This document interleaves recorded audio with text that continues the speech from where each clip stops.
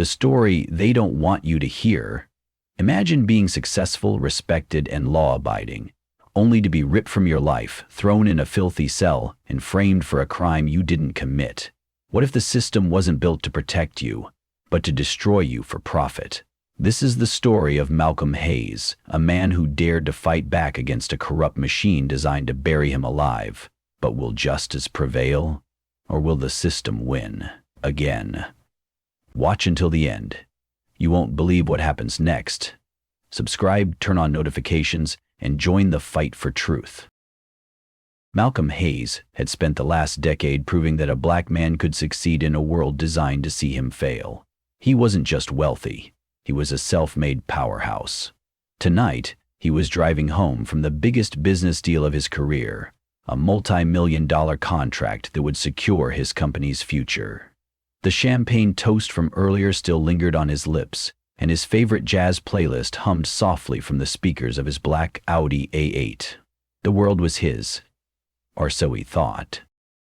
He checked the GPS. The quickest way home meant shaving 20 minutes off his drive by cutting through Ravens Hollow, a town he had only heard about in passing. The name meant nothing to him then, but in less than an hour it would become the name he'd never forget. Malcolm pulled into a small, dimly lit gas station on the outskirts of Ravens Hollow, the fuel gauge blinking a soft warning. The town itself seemed stuck in time. Dusty roads, peeling billboards, and flickering neon signs that barely held on to life. The gas station was no better. As soon as Malcolm stepped out of his car, an eerie silence settled over the lot. Conversations cut short. A man pumping gas froze mid-squeeze, his knuckles whitening around the handle. A group of men in trucker caps, seated outside near the entrance, exchanged looks. It wasn't just that Malcolm was an outsider. It was that he was the wrong kind of outsider. He ignored the stares and walked inside. The store smelled of stale cigarettes and cheap beer.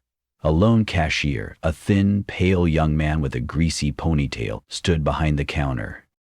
Malcolm grabbed a bottle of water and a pack of gum. Placing them on the counter, he slid his platinum credit card across. The cashier hesitated. His eyes flickered toward a small mirror positioned above the register. Malcolm realized too late that it was angled toward the truckers outside. A silent signal.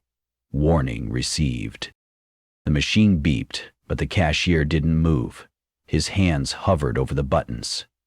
It was the kind of hesitation that made your stomach tighten before you even knew why. "Problem?" Malcolm asked, keeping his voice calm.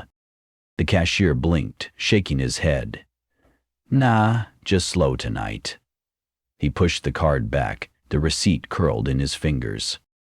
Behind him, the door creaked open. An old man shuffled in, wiry gray hair barely peeking out from under his cap. His watery blue eyes locked on to Malcolm, then narrowed in recognition of something unsaid but understood.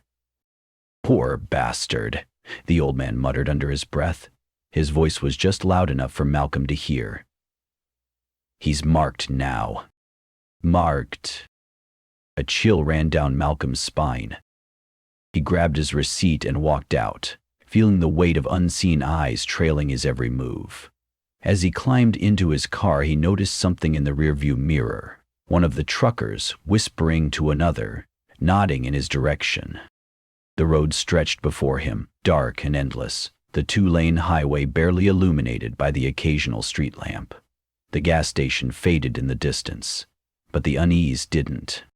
Then came the sirens. Red and blue lights flared behind him, painting the trees in violent flashes. Malcolm frowned. He wasn't speeding. His seatbelt was on. Everything was in order. His heartbeat quickened as he pulled over, the gravel crunching beneath his tires. He took a deep breath, reminding himself that he had nothing to hide. But deep down, he knew that wouldn't matter. The cruiser door opened and two figures emerged, Sheriff Carter Vaughn and Detective Jason Holt. Vaughn was a thick-bodied man with a face carved from granite, the kind of lawman who enjoyed being feared. Detective Holt was leaner, meaner, with cold eyes that had seen and done too much. Malcolm kept both hands on the wheel. He knew the drill. Vaughn approached the driver's side, flashlight in hand. Holt flanked the passenger window, hand resting on his holster. "License and registration," Vaughn ordered. "No, good evening." "No. Do you know why I pulled you over?" "Just a demand." Malcolm complied, handing over his documents. "Officer, may I ask why you stopped me?" Vaughn studied his license, then gave him a slow, wolfish grin. A broken taillight. Malcolm's jaw clenched. He had just checked his car at the gas station. There was no broken taillight. "That can't be right," Malcolm said carefully. Vaughn leaned in, eyes locking onto Malcolm's. "You calling me a liar, son?" Malcolm's grip tightened on the wheel. "Son," the way he spat it out like a slur. "No, sir," Malcolm said, keeping his tone measured. "Step out of the vehicle." A knot of dread coiled in Malcolm's stomach. "Is that necessary?" Vaughn's grin widened. "I said step out." Malcolm exhaled, opening the door slowly. The gravel crunched under his dress shoes as he stepped out. He raised his hands slightly, not in surrender, but in caution. A car passed by, headlights flashing. For a second, hope flickered in Malcolm's chest. Maybe someone would stop. Maybe someone would intervene. But the car just kept driving. Nobody stopped in Raven's Hollow. Holt circled behind him, and before Malcolm could react, rough hands slammed him against the hood of his own car. The cold metal bit into his cheek. "Spread your legs," Holt barked. Public humiliation. They wanted to break him before they even booked him. A group of onlookers had gathered across the street.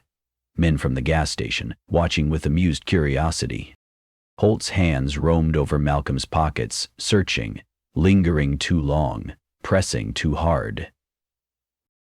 Then came the shout. "Jerem, got something here." Malcolm's blood ran cold. He turned his head just in time to see another officer, one who hadn't been there before, holding up a small bag of white powder. Found it in Malcolm's trunk.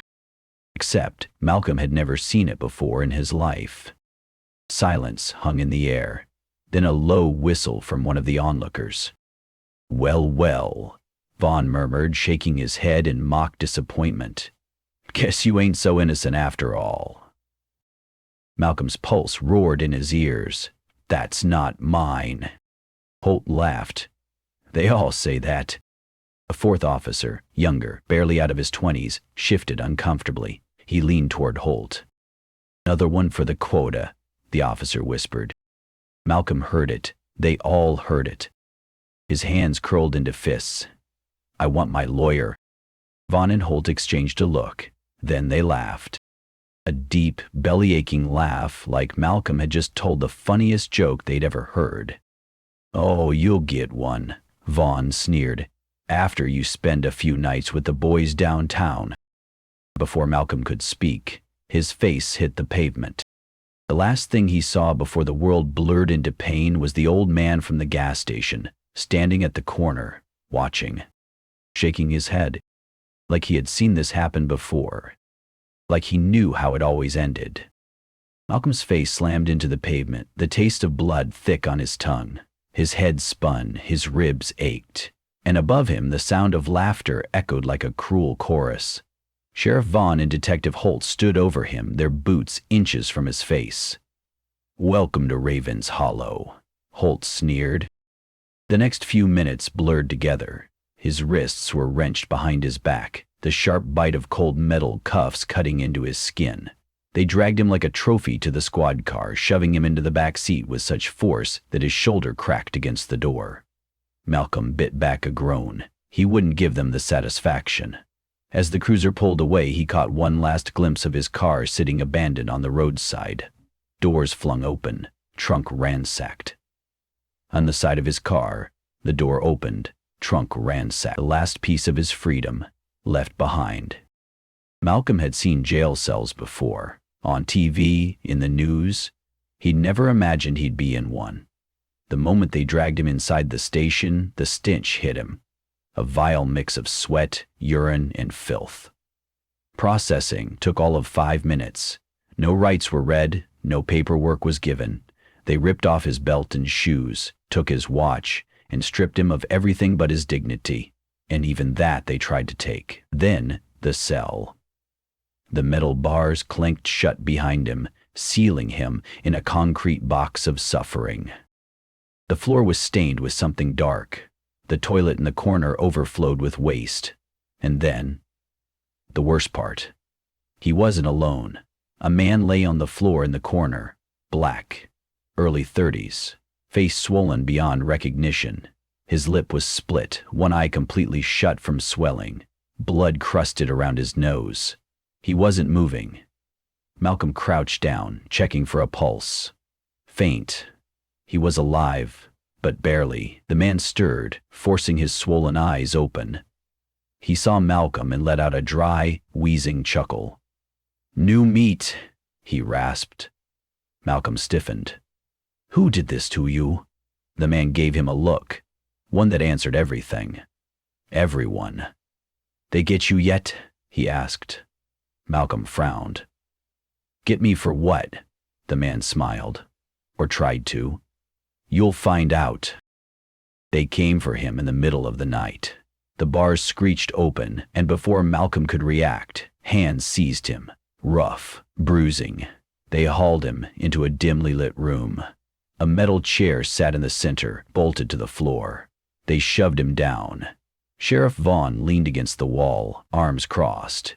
Behind him, D.A. Leonard Bishop entered, the smirk on his face oozing confidence, entitlement, and something darker, enjoyment.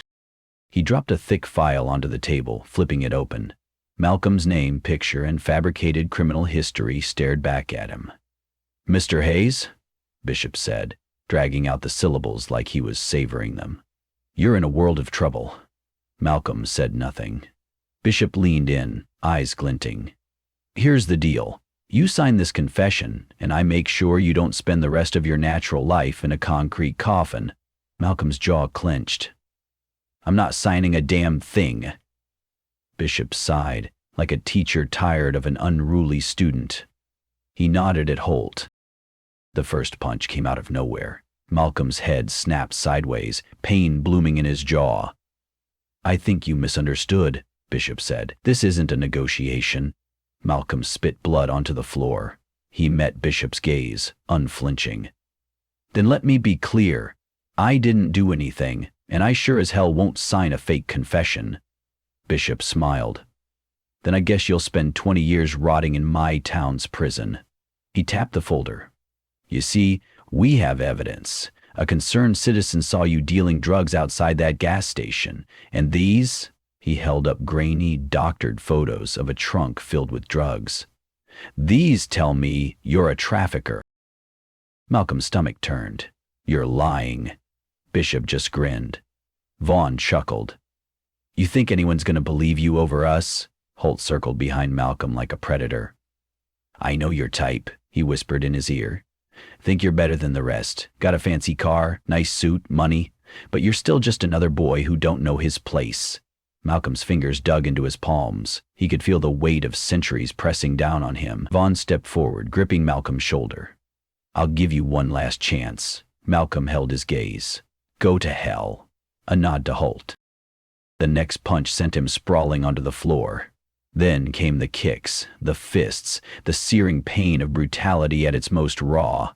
It didn't stop. It didn't stop until the world faded into black.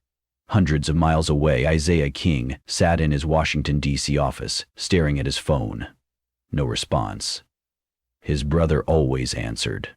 Always. Isaiah's gut twisted. Something was wrong. Very wrong. Malcolm woke to pain, ribs screaming, eyes swollen shut, blood caked on his skin, back in the cell, back in hell. He barely had time to move before Detective Holt appeared outside the bars. No sheriff, no DA, just him. Holt leaned in, tapping the bars lazily. "I just wanted to see your face when you realized. You're never leaving this town, boy." He smiled, a slow, cruel smile. Then, he reached for the security camera and turned it off. The last thing Malcolm saw before darkness swallowed him again was Holt stepping inside. the door clicking shut behind him. What are you feeling right now? Rage? Frustration? Helplessness? That's exactly what Malcolm is going through, trapped in a corrupt system designed to break him. The pain, the injustice, the cruelty, it's unbearable. But this is just the beginning. Will Malcolm survive? Will justice ever be served? If you believe he deserves to fight back, hit that like button to show your support. Leave a comment below. How does this make you feel? And most importantly, keep watching, because in part 3, Malcolm's nightmare only gets worse. But the first cracks in the system are about to show. Stay tuned. The moment Malcolm opened his eyes, he wished he hadn't. The dim, flickering light overhead revealed the dried blood on his hands, his shirt torn at the collar, and the dull, throbbing pain radiating from his ribs. He had no idea how long he'd been unconscious, but the bitter, metallic taste in his mouth told him that Detective Holt had enjoyed himself. The sharp clank of metal pulled him back to the present. "Get up," barked a deputy, yanking him forward with a rough grip on his arm. His shackles rattled against the concrete floor as they dragged him out of the cell. Malcolm tried to steady himself, but his legs buckled. Every muscle in his body screamed in pain. His ribs, broken no doubt, stabbed at his lungs with each breath. But the worst part? The smirk on Detective Holt's face as he watched Malcolm struggle. "You get a good look at your future, boy," Holt sneered, adjusting his belt. "You thought you were somebody, huh? Not in my town." Malcolm clenched his jaw. He would not break.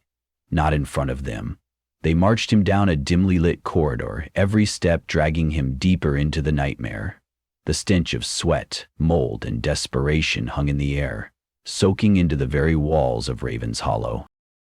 Through a set of rusted double doors, he was thrust into a packed courtroom, the weight of dozens of stairs settling on him like a suffocating blanket. The judge, an old gaunt man with a permanent scowl, barely acknowledged his presence before slamming his gavel. "This court finds the defendant, Malcolm Hayes, a flight risk," the judge announced, voice dry and emotionless. "Bail is denied." A murmur of satisfaction rippled through the room. Malcolm's head snapped up. "Flight risk?" His voice was hoarse. "I was falsely arrested. I have no record, no history of it." "Silence!" The judge's voice rang through the courtroom like a death sentence. D.A. Leonard Bishop, seated comfortably behind his desk, leaned forward with a smirk. "Save your breath, Mr. Hayes. You should start getting comfortable. You won't be leaving anytime soon." Malcolm's fists clenched. Meanwhile, in a dimly lit apartment across the city, Lisa Carter, Malcolm's fiancée, paced frantically, gripping her phone with white-knuckled fingers. "I need everything you can find on Raven's Hollow's police records," she hissed into the receiver, her voice trembling with barely contained rage. Her best friend, an investigative journalist, sighed on the other end. "Lisa, you need to be careful. This is bigger than a wrongful arrest. Raven's Hollow has been swallowing people for years. No one gets out." Lisa's stomach churned. It had been 48 hours since Malcolm's arrest, and everything about it reeked of corruption. She tapped furiously on her laptop, scrolling through arrest records from Raven's Hollow. What she found made her blood run cold. Dozens, no, hundreds of innocent black men arrested under nearly identical circumstances. Fabricated charges, forced confessions, no bail, long sentences. Lisa's breath caught in her throat. This wasn't just about Malcolm. This was a system, a machine designed to swallow men like Malcolm whole. Her hands trembled as she clicked on a case file. She barely noticed the voice whispering behind her. "You don't want to get involved." Lisa spun around. A woman stood in the shadows, her hands gripping a folder. Kendra Monroe, a clerk from the Raven's Hollow courthouse. Lisa's heart pounded. She knew that name. "You work for them," Lisa whispered. Kendra's hands tightened around the folder. Her knuckles were white. "I don't work for them," Kendra murmured. "I survive under them." Lisa's mind raced. "Then why are you here?" Kendra exhaled shakily before sliding the folder across the table. Lisa picked it up, her breath catching as she flipped through the pages. Evidence. Falsified arrest reports, secret financial deals between D.A. Bishop and the private prison system, bribes, a system built on selling human lives. Kendra's voice was barely above a whisper. They won't let him leave, Lisa, not alive. Lisa's hands shook. I need to get this to the DOJ, she whispered. Kendra nodded, eyes darting to the door. You need to hurry, they're already watching me. At that same moment, Isaiah King, Malcolm's older brother and the U.S. Attorney General, sat in his Washington office, staring at his phone. Malcolm hadn't responded to any of his messages.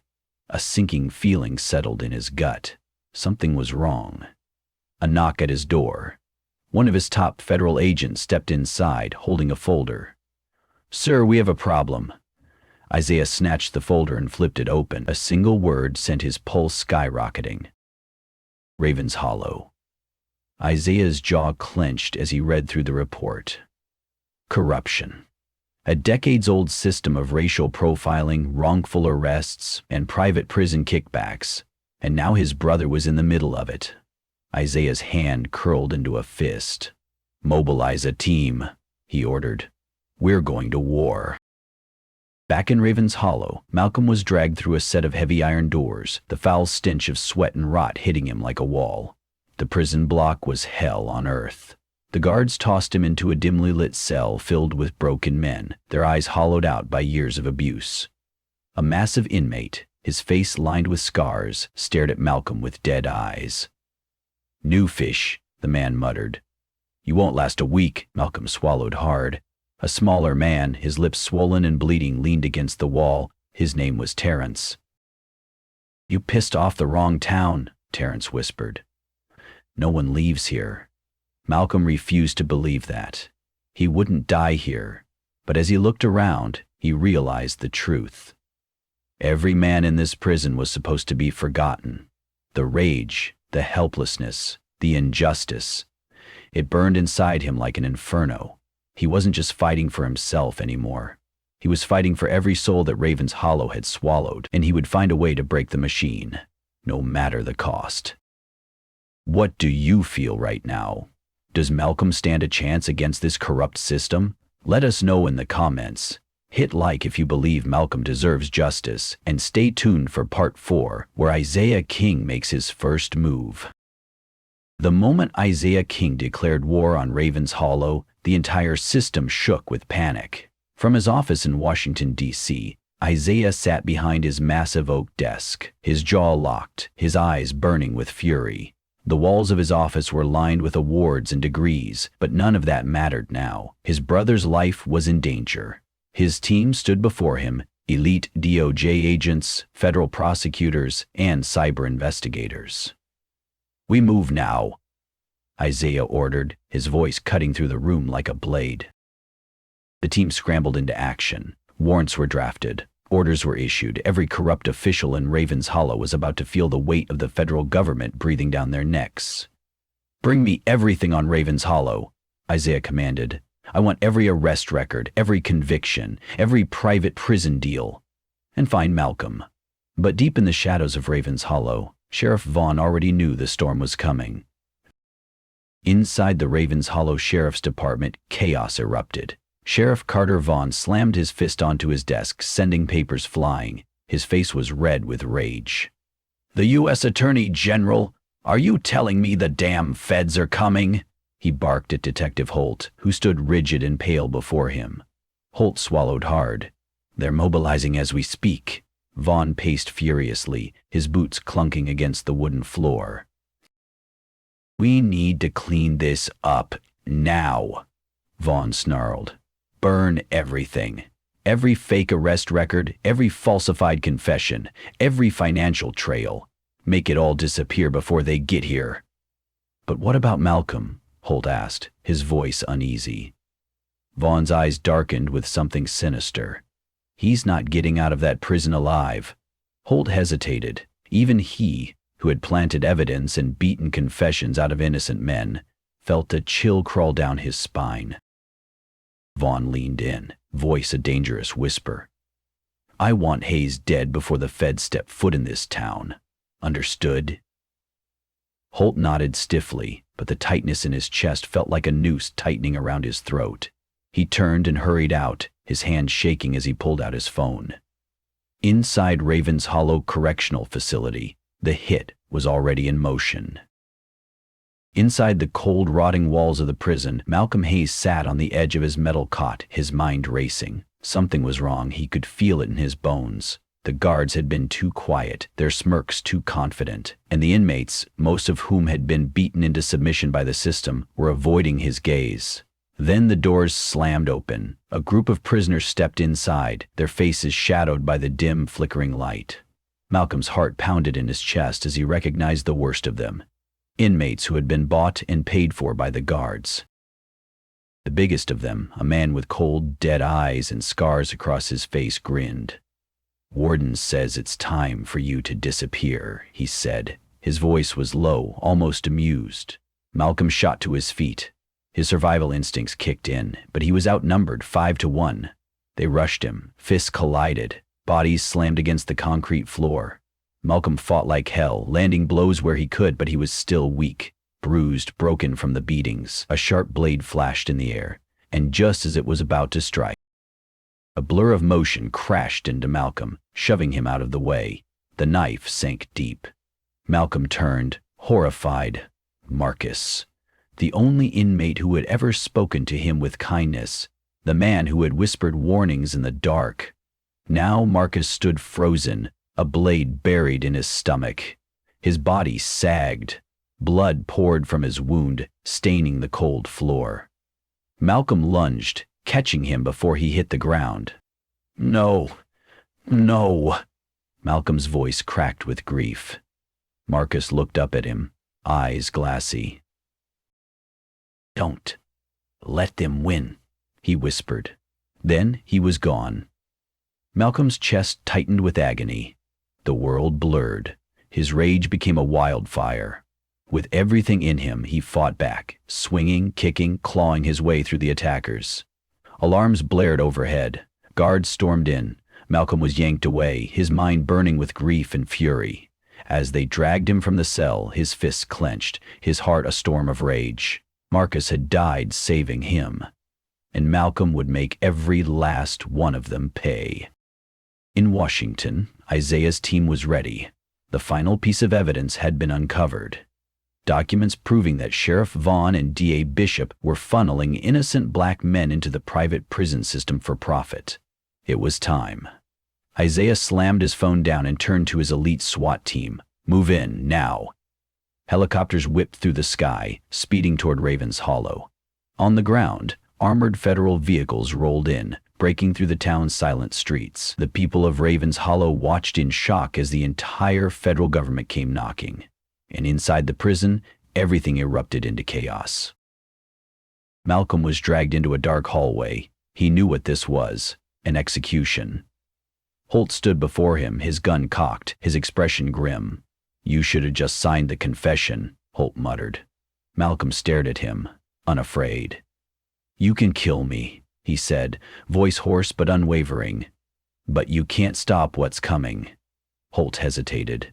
Fear flickered in his eyes. Boom. The explosion rocked the prison. Alarms wailed, the lights cut out. Then, gunfire. Shouting, heavy boots storming through the halls. Malcolm knew exactly what was happening. Isaiah had arrived. SWAT officers flooded the prison, taking down corrupt guards left and right. Holt turned to run, but before he could, a bullet struck his knee, sending him crashing to the ground, screaming. Malcolm ripped off his shackles, blood dripping from his wrists. A familiar voice called his name. Malcolm turned, and there he was, Isaiah, his brother. Standing in full tactical gear, his expression deadly and determined, Malcolm's knees nearly gave out from exhaustion. Isaiah caught him, held him up. "You're safe now," Isaiah whispered. And for the first time in days of endless suffering, Malcolm let himself believe it. Was this the most intense moment yet? Will Sheriff Vaughn and DA Bishop escape justice, or will Isaiah bring them down? Let us know in the comments. Like, share, and stay tuned for the next part, where Lisa and Kendra expose the truth to the world. The first taste of freedom was bitter. Malcolm had been rescued, but his fight was far from over. As he sat in a secure federal safe house, his body still bruised, his soul still on fire, he watched the news unfold. The world was watching Ravens Hollow now, and thanks to Lisa and Kendra, the truth was finally clawing its way to the surface. Lisa Carter had never been afraid of a fight. As an investigative journalist, she had uncovered scandals before. But this was bigger than anything she had ever imagined. With Malcolm safely in federal custody, she threw herself into the paper trail, because she knew there had to be one. Corruption this deep, it always left fingerprints. For 2 sleepless nights, she pored over court filings, financial records, and prison data. Then she found it. A hidden ledger. A direct link between Sheriff Vaughn, DA Bishop, and the private prison industry. Lisa's breath hitched as she realized the horror of what she was looking at. They had been selling black men to the prison system for profit. It was a well-oiled machine. Step 1. Target black travelers passing through Ravens Hollow. Step 2. Plant drugs, fabricate prior records, or charge them with resisting arrest. Step 3. DA Bishop's office fast-tracks their convictions. Step 4. The prisoners are funneled into private prisons, which pay kickbacks to Vaughn and Bishop for every new inmate. Hundreds, maybe thousands, of innocent black men had been swallowed by the system. Lisa clutched the documents to her chest, her heart racing with fury. She needed more proof. That's when she got the phone call. Kendra Monroe had spent years working as a clerk in DA Bishop's office. She had seen too much. The phony reports, the erased evidence, the sealed files of innocent men sentenced without cause. And now she had had enough. With trembling hands, she uploaded hundreds of case files onto an encrypted drive. "Lisa, I have proof," she whispered into the phone. "Falsified confessions, deleted dashcam footage. It's all here." Lisa's stomach flipped. This was it. The smoking gun. She drove through the night, meeting Kendra in a dimly lit parking garage, the air thick with tension. As Kendra handed over the drive, her eyes darted nervously. "They'll come for me when they realize," she whispered. Lisa gripped her arm. "We'll protect you. We're bringing them down." And with that, they were ready to go public. While Lisa and Kendra worked on the paper trail, Isaiah King had something even bigger. The FBI had been listening. Days earlier, they had tapped DA Bishop's private phone line, and it had paid off. Now, in a secure briefing room in Washington, Isaiah and his team listened to the damning evidence. Through the crackling audio, Bishop's voice rang clear, dripping with arrogance. "You don't get it, do you? These people don't matter. Nobody questions us. We bury them in paperwork and move on. That's how it works." Hayes? Oh, he was supposed to be easy, but no, he had to fight back. "Doesn't matter. We'll spin it. By the time the media catches on, he'll be just another thug who resisted arrest." Isaiah's jaw clenched so tight he thought his teeth might break. The room was silent except for the low hum of the recording. Then, Isaiah turned to his team, his eyes cold as steel. "Leak it." The moment the story broke, the country exploded. The headline flashed across every major network. "Exposed. Ravens Hollow corruption scheme tied to private prison industry." Falsified police reports leaked. Secret wiretaps revealed DA Bishop's corruption. Hundreds of innocent black men imprisoned for profit. By nightfall, the streets were on fire. Not with flames, but with outrage. Cities across the country rose in protest. Chicago, thousands blocked the streets chanting Malcolm's name. Atlanta, protesters stood outside the courthouse demanding justice. Los Angeles, celebrities and activists used their platforms to amplify the message. And in Washington, D.C., Isaiah stood before a crowd of reporters, his voice thundering. "My brother was nearly murdered by a corrupt system, but he is only one of many. We will not stop until every innocent man is free. We will not stop until every criminal behind this conspiracy is in handcuffs." The crowd roared. The pressure mounted. The system was cracking. The system was cracking. But the men in power weren't going down without a fight. Sheriff Vaughn vanished. DA Bishop went silent, refusing to comment. The governor of the state dismissed the protests as overblown. And behind the scenes, Senator Raymond Caldwell was making moves. Caldwell, one of the wealthiest, most powerful figures in the country, had too much to lose if the truth came out. That's why he made a call. "Shut it down," he ordered his contacts, "before it's too late." Lisa had barely slept when her phone buzzed with a blocked number. She hesitated, then answered. A distorted voice crackled through the speaker. "Stop now, or we stop you." The line went dead. Lisa's blood turned to ice. She grabbed her things, her mind racing. She had exposed corrupt cops before, but this felt different. This felt deadly. And then Kendra Monroe stopped responding to calls. Lisa's chest seized with fear. She rushed to Kendra's apartment, but the door was wide open, the place ransacked. Kendra was gone. Lisa's stomach dropped. They weren't just fighting for Malcolm anymore. They were fighting to survive. As the night deepened, Malcolm stood beside Isaiah, staring at the protests on TV. "People are finally seeing the truth," Malcolm said. Isaiah nodded, but his expression was grim. "But the fight isn't over." Just then, his phone buzzed, a text from an unknown number. "You think you've won? This goes deeper than you know." Isaiah exhaled sharply, gripping his phone tighter. "Whatever's coming next," Malcolm said, his voice steady. "We're ready." The camera zooms out, the sound of distant sirens echoing in the background.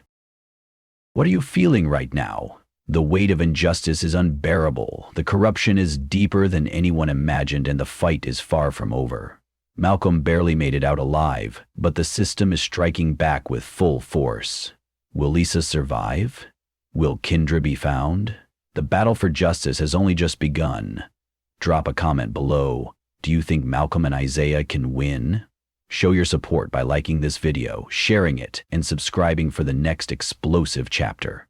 The truth must be exposed. Stay tuned for the next. The storm had begun. The walls of Raven's Hollow were cracking, its rotten foundation exposed to the world. But those in power would not go down without a fight. If anything, they would tighten their grip, desperate to silence anyone who threatened their empire. Malcolm sat in a dimly lit safe house provided by the Justice Department, a temporary refuge before his trial. He barely had time to breathe, still haunted by the memories of prison, the iron bars, the suffocating air, the blood on the floor. Marcus's blood. He couldn't close his eyes without seeing his friend's lifeless body, the man who had saved him at the cost of his own life. Isaiah had assured him this was the safest place to be. Federal agents are stationed outside. No one can touch you here. But Malcolm had learned the hard way. No place was safe when the system wanted you dead. And they did. The hit came just before midnight. A black SUV crept down the street, its headlights off. Inside, 3 masked men armed with silencers sat in tense silence, waiting for their signal. Sheriff Vaughn, still pulling strings from the shadows, had arranged for this to look like a robbery gone wrong. One of the men, a former cop dismissed for brutality, whispered into his radio, "We go in quiet. No witnesses." Malcolm had just poured himself a glass of water when he heard it. A soft click outside his window. His instincts screamed danger. He dropped to the floor just as the first gunshot shattered the glass, spraying shards across the room. "Get down! Get down!" an agent outside yelled. Bullets tore through the walls, the furniture, the very air itself. The agents stationed outside returned fire, but they were outnumbered. Malcolm could hear the grunts of men getting hit, the deafening pops of suppressed gunfire. They were coming for him. A federal agent burst into the room, blood seeping through his vest. "We need to move." Malcolm didn't hesitate. He grabbed the agent's gun and followed him out through the back exit, his heart pounding against his ribs. A dark figure lunged at him from the shadows. A hitman with a knife. Malcolm barely dodged the attack, using his elbow to drive the man back before another agent shot him in the leg. They sprinted toward the black SUV waiting at the end of the alley. Just as Malcolm reached the vehicle, a bullet grazed his shoulder, burning through his flesh. He stumbled forward, pain exploding through his arm, but an agent shoved him inside. The car sped off into the night, leaving behind the chaos, the bodies, the broken pieces of what was supposed to be his safe haven. While Malcolm fought for his life, Lisa Carter was about to lose hers. She had spent days compiling evidence, collecting files, connecting the dots. The numbers didn't lie. Dia Bishop and Sheriff Vaughn were knee-deep in a multi-million-dollar operation, funneling innocent black men into the private prison pipeline. Lisa had the proof, and that made her a target. It happened fast. A blacked-out van screeched to a stop in front of her house. Before she could react, her front door exploded inward, the force nearly knocking her off her feet. Men in tactical gear stormed inside, weapons drawn. FBI? No, these weren't federal agents. Lisa dove behind the kitchen island as bullets ripped through her walls. They weren't here to arrest her. They were here to erase her. She reached for her phone, her fingers shaking. 911. Isaiah. Malcolm. Someone. Before she could dial, one of the men yanked her up by her hair. "Where's the evidence?" he snarled, pressing a gun to her temple. Lisa gasped, blood dripping from the corner of her mouth. "Go to hell!" The man pulled back his gun, ready to end her life. Then, boom! The sound of a shotgun. One of the masked men flew backward, blood splattering across the walls.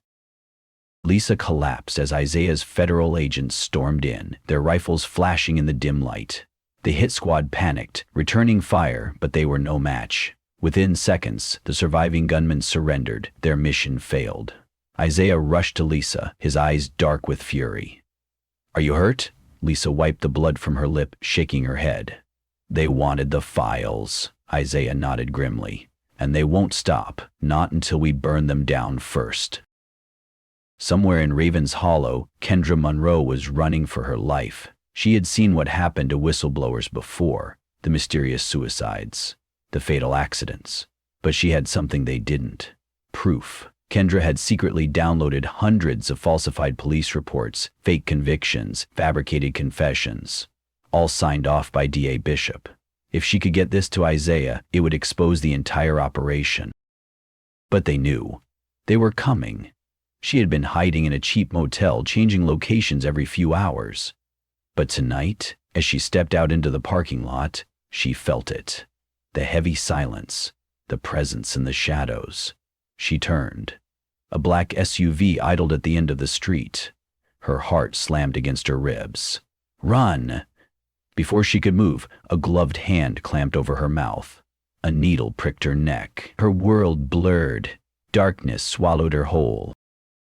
Miles away, in a high-rise office overlooking Washington, D.C., Senator Raymond Caldwell poured himself a glass of whiskey, watching the chaos unfold on multiple screens. Malcolm Hayes was still alive. Lisa Carter was still breathing. And now, the DOJ was coming for them. Unacceptable. He lifted his phone, dialing a private number. "It's time. Burn it all." Sheriff Vaughn, still bruised from his FBI interrogation, grinned through the phone. "Consider it done, Senator." Caldwell leaned back, swirling his drink. The war had just begun, and he was still the king. The nation was watching. From coast to coast, television screens flickered with the live coverage of the trial that would shake the foundation of the American justice system. The courthouse in Raven's Hollow, once a fortress of corruption and racial injustice, now sat under the weight of national scrutiny. Protesters packed the streets, their chants echoing through the cold morning air. "Justice for Malcolm and system racism! Occlem up! Huh! Huh!" For Malcolm Hayes, this was more than just a fight for his freedom. It was a war against an entire system built to destroy men like him. And today, The reckoning had come. Malcolm stood at the defendant's table, his wrists no longer shackled, his back no longer beaten down. Instead, he stood tall, a man who had faced the worst the system could throw at him and refused to break. Across from him sat D.A. Leonard Bishop, Sheriff Carter Vaughn, and Detective Jason Holt. Their faces were pale, their arrogance replaced with barely concealed panic. They weren't worried about Malcolm's testimony. They were worried about the evidence. The FBI had everything, and now the world was about to see it. The judge, a no-nonsense federal appointee, banged her gavel sharply. Court is now in session. Malcolm walked toward the witness stand, his every step deliberate. The courtroom was packed. Reporters, activists, community leaders, all waiting for the moment a black man falsely accused would finally have the power to speak. As he took his seat, the prosecutor, Assistant U.S. Attorney Samuel Grayson, approached. "Mr. Hayes, can you describe what happened the night you were arrested?" Malcolm exhaled slowly. Then he told the world the truth. How they pulled him over on false charges, how they planted drugs in his car, how they beat him, humiliated him, denied him a phone call, how they wanted him to disappear into a system designed to silence him. As he spoke, a deadly silence fell over the room. For the first time, Malcolm wasn't just a headline. He wasn't just a statistic. He was a man, a living, breathing human being who had been brutalized by a system that saw him as less than that. D.A. Bishop shifted uncomfortably. Sheriff Vaughn clenched his fists. Holt refused to meet Malcolm's eyes because they all knew the truth was finally out. Then came the killing blow. The prosecutor turned to the FBI special agent leading the investigation and nodded. The agent stood, holding a stack of folders. "Your Honor, the Department of Justice has obtained wiretap recordings, financial transactions, and falsified police reports, evidence that directly implicates District Attorney Bishop, Sheriff Vaughn, and Detective Holt in a large-scale corruption scheme." The courtroom exploded in gasps. The FBI had it all: bank records showing direct payments from private prison contractors to D.A. Bishop's personal account, internal memos from the Sheriff's Department outlining a quota system for wrongfully arresting black men, secret audio recordings of Bishop and Vaughn discussing cleaning up loose ends. It was undeniable. The defense attorneys for the accused men tried to object, but the judge silenced them. This wasn't just misconduct. This was organized crime. Just when it seemed the trial had hit its peak, the courtroom doors burst open. Gasps rippled through the crowd as a woman walked in, flanked by FBI agents.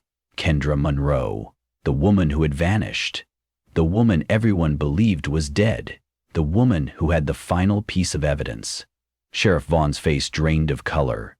D.A. Bishop grabbed his tie as if he suddenly couldn't breathe.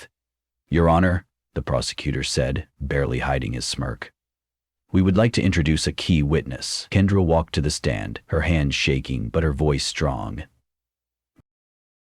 "I was the clerk who handled hundreds of falsified reports, forced confessions, and fraudulent convictions," she said. "I have documents proving that District Attorney Bishop and Sheriff Vaughn orchestrated a criminal enterprise to frame innocent black men for profit. I know because I was the one ordered to shred them. Instead, I saved them." She pulled out a flash drive. "Every file is here, and I'm ready to testify." For Bishop, Vaughn, and Holt, it was over, but one man wasn't willing to go down with them. Detective Jason Holt, sweating under the courtroom lights, suddenly stood. "Your Honor, I'd like to make a deal." Gasps erupted again. D.A. Bishop snapped toward him. D.A. Bishop snapped toward him. "No, I'm not going to prison for you," Holt shouted. "I have evidence too. The secret phone calls, the hidden bank accounts, the payoffs. Bishop was the mastermind. Vaughn ordered the beatings. I was just following orders." Chaos. Absolute chaos. The judge pounded her gavel. "Order. Order in the court." The defense lawyers scrambled, but it was too late. Then came the moment everyone had been waiting for. Federal agents entered the courtroom with handcuffs in their hands. The prosecutor turned to the judge. "Your Honor, in light of the overwhelming evidence, the Department of Justice is filing immediate federal charges against District Attorney Leonard Bishop, Sheriff Carter Vaughn, and Detective Jason Holt for conspiracy, corruption, civil rights violations, and racketeering. Before they could react, the agents descended. Sheriff Vaughn tried to stand. An agent slammed him back into his chair. D.A. Bishop shook his head in disbelief as the cold steel cuffs locked around his wrists. Detective Holt, still shaking, held out his hands, surrendering. The courtroom was electric. People cheered, sobbed, embraced. For too long, Ravens Hollow had been a place where the law was a weapon, where justice was a joke, where black lives were disposable. Not anymore. Outside the courthouse, the crowd erupted in thunderous applause as the three most powerful men in Ravens Hollow were marched out in cuffs. Cameras flashed. Reporters shouted. Malcolm stepped outside, taking in the moment. His name had been cleared. The truth had been exposed. And yet, he knew this was just the beginning. Because men like Bishop, Vaughn, and Holt, they weren't the top of the food chain. Somewhere out there, in the halls of power, Senator Raymond Caldwell was watching, and he wasn't done yet. The villains are finally in cuffs. The evidence is exposed. Malcolm's nightmare is ending. But is this really over? Who is the real mastermind behind all of this? What will Senator Caldwell do now that his empire is at risk? Will Malcolm ever be truly free? The courthouse in Ravens Hollow was no longer just a building. It had become a symbol of justice clawing its way out of the darkness, a symbol of a war that had finally begun. The corrupt figures who once ruled this town with an iron grip were in shackles, their empire crumbling around them. But Malcolm knew the truth. This was just the beginning. Because a system like this didn't die overnight. It had roots buried deep in power, money, and politics, and the real enemy had yet to fall. With District Attorney Bishop, Sheriff Vaughn, and Detective Holt behind bars, the Department of Justice unleashed a tidal wave of federal indictments.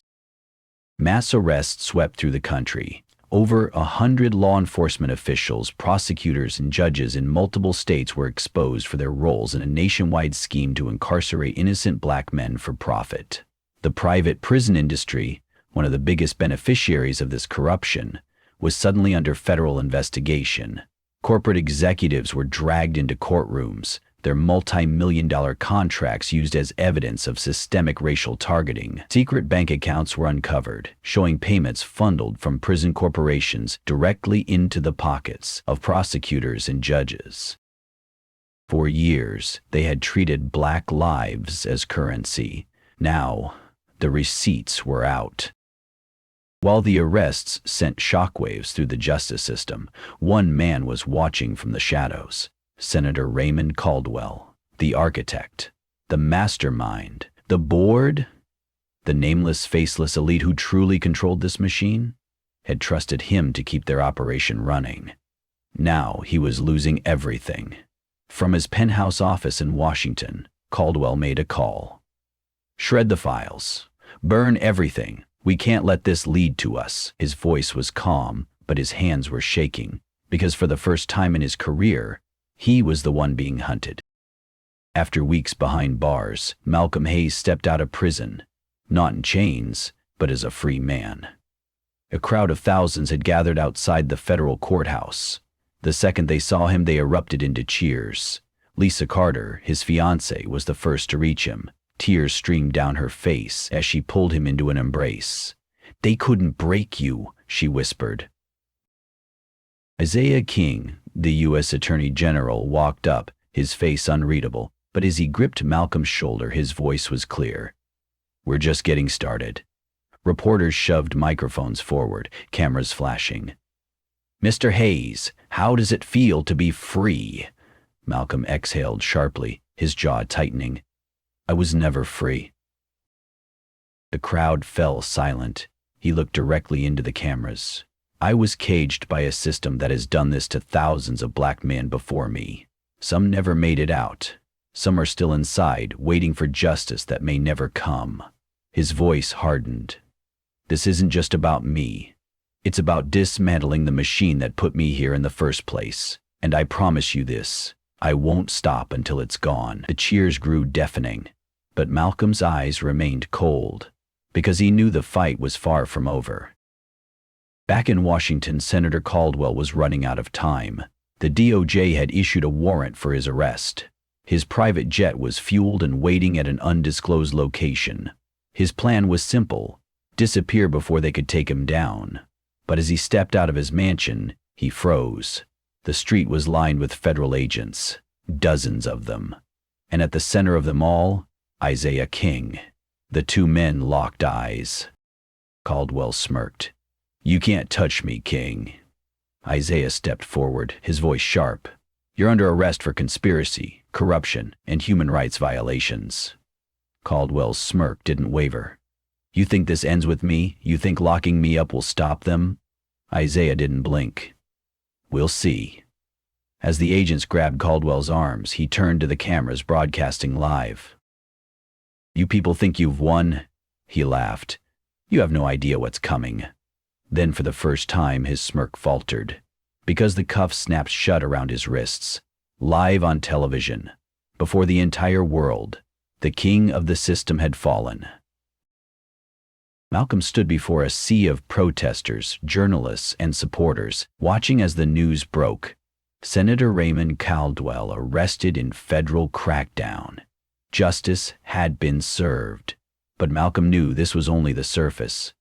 The board was still out there. The true masterminds behind this machine, the billionaires, the corporate giants, the politicians who stayed in the shadows, they were watching, and he wasn't done yet. Lisa walked up to him, concern in her eyes. "You don't have to fight anymore," she whispered. He turned to her, his gaze unreadable. "Yes, I do." She shook her head. "What if they come after you again?" Malcolm exhaled. "Then I'll be ready." Isaiah stepped forward. "We've torn down part of this system, but we need someone to help rebuild it, someone who understands the fight." Malcolm studied his brother. Then, slowly, he nodded.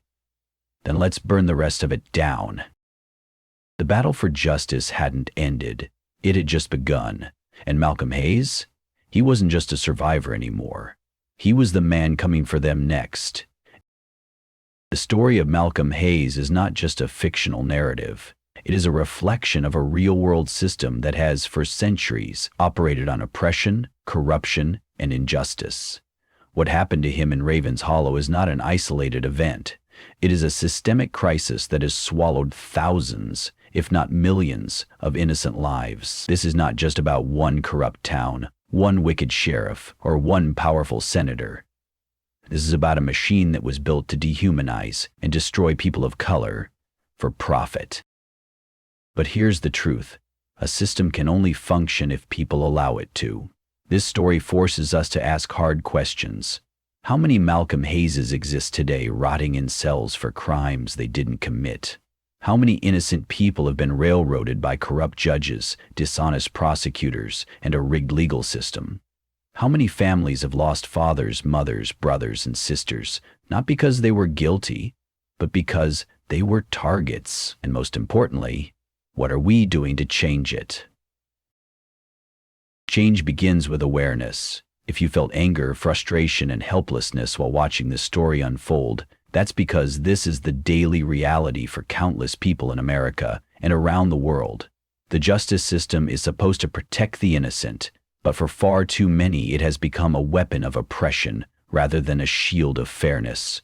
Racial profiling is real. Black and brown men are disproportionately stopped, searched, arrested, and convicted for crimes they never committed. Private prisons profit off incarceration rates, meaning the more people that are imprisoned, the more money is made. Human lives have literally become a business model. Judges and prosecutors are incentivized to win cases rather than seek truth, leading to wrongful convictions and shattered lives. Corruption in politics fuels systemic racism, where people in power protect the machine rather than dismantle it. When you understand the root cause of injustice, you can begin to fight back. Knowledge is power, and if enough people wake up, the system cannot survive. Every major movement in history, civil rights, women's rights, LGBTQ+ rights, workers' rights, began because people refused to be silent. If Malcolm had remained silent, signed a plea deal, and accepted his fate, the machine would have won. If Lisa Carter had stayed quiet, too afraid to publish the truth, the corruption would have continued unchecked.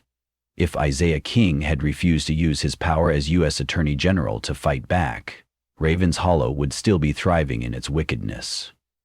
Silence is the greatest tool of oppression. If you see injustice, speak up. If you see corruption, call it out. If you see racism, challenge it. Because the second you choose comfort over courage, you allow the machine to continue.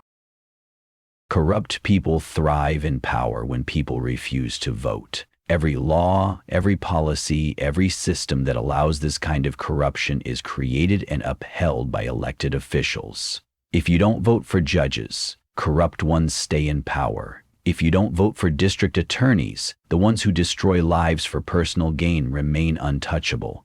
If you don't vote for lawmakers, racist policies continue to exist unchecked. Your voice matters. Change doesn't just happen in the streets. It happens in voting booths, in courtrooms, in city councils, in Congress. If you want to tear the system down, you have to take control of it first. Too often, when corruption is exposed, nothing happens. Officers who murder unarmed black men get suspended with pay. Politicians who create racist policies retire with full benefits.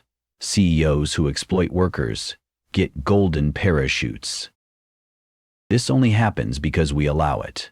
Sign petitions, demand resignations, show up to court hearings, put pressure on corporations that support racist systems, refuse to support politicians who protect injustice.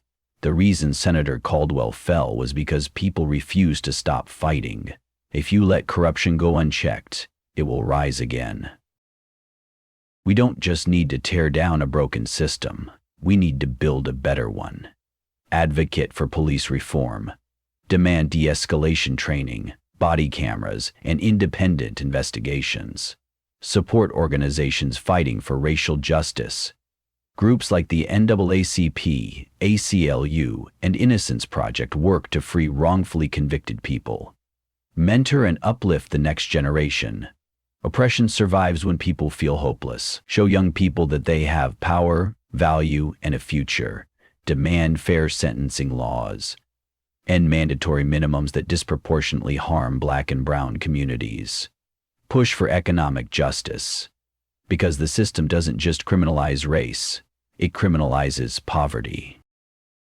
Malcolm Hayes may have walked free, but this fight is far from over. There are countless more Ravens Hollows out there. Towns, cities, and states where injustice is the norm, where innocent people are still trapped. There are still senators like Caldwell, DAs like Bishop, and cops like Vaughn, waiting for the world to forget so they can continue profiting off oppression. And there are still people like you, reading this, watching this, who have the power to stop them. So ask yourself, are you just going to watch injustice happen, or will you stand up and fight? Because the system counts on your silence. Don't give it what it wants.